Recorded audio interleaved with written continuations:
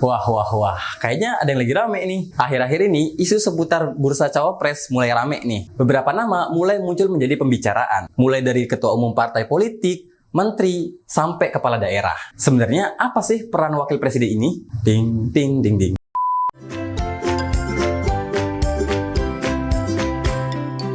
Dalam Undang-Undang Dasar 1945, Pasal 4 Ayat 2, tugas dan fungsi wakil presiden tidak pernah disebutkan secara rigid. Konstitusi hanya menyebutkan bahwa dalam melakukan kewajibannya, presiden dibantu oleh satu orang wakil presiden. Gak ada satu pasal pun yang menyebutkan secara rinci mengenai kata membantu tersebut. Peran dan fungsi seorang wakil presiden baru bisa dirasakan ketika presiden mangkat, berhenti, diberhentikan, atau tidak dapat melakukan kewajibannya sebagai seorang presiden.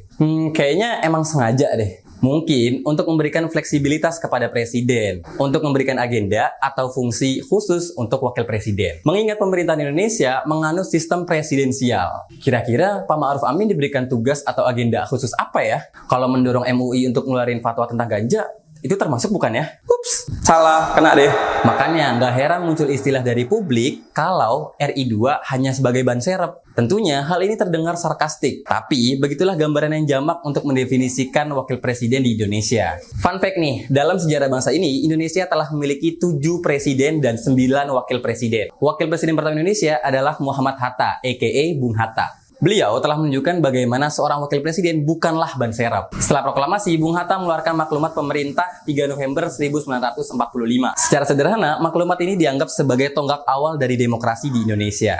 Karena dengan adanya maklumat ini, yang kemudian mendorong lahirnya partai politik di Indonesia. Mantap Bung Hatta! Peran politiknya berdampak besar ya, dalam jalannya pemerintahan dan negara ini. Menurut kalian, ke depannya, Indonesia butuh wakil presiden seperti apa sih? Tulis referensi kalian di kolom komentar ya.